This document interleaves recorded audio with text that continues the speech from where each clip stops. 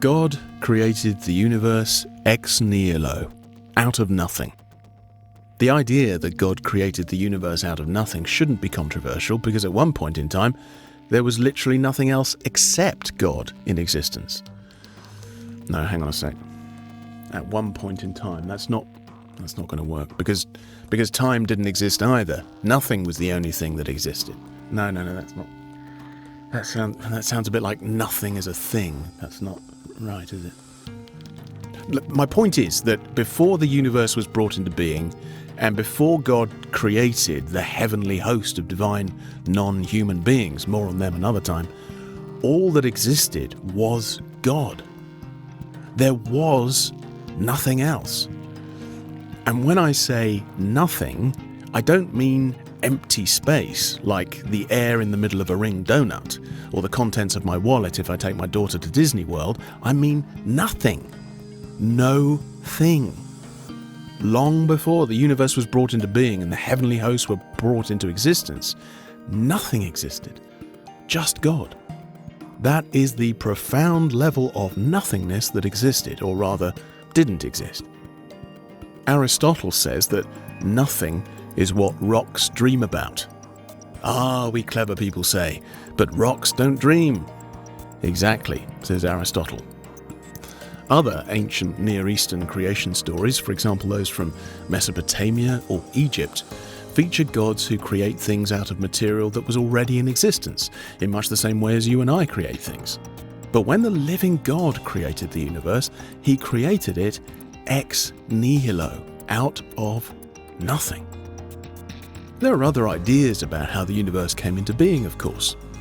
Advocates of the Big Bang Theory, for example, also believe in the universe coming into being ex nihilo, out of nothing, or at least out of an incredibly dense singularity which itself originated ultimately from nothing. Once there was nothing at all, the next there was something, and then, at some point, an explosion. An explosion caused by nothing, which resulted in everything.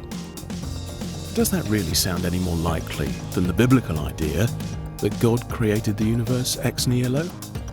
After all, an absolute and uncontested scientific law is ex nihilo nihil fit, Aristotle again, which means out of nothing, nothing comes. As one writer puts it, if all we have is nothing, that is all we will ever have, because nothing cannot produce something. If there ever was a time when there was absolutely nothing, then we could be absolutely certain that today, at this very moment, there would still be absolutely nothing. As Shakespeare's King Lear says, nothing comes from nothing. And yet, here we are, you and I. It's all a bit awkward. How did we come to be?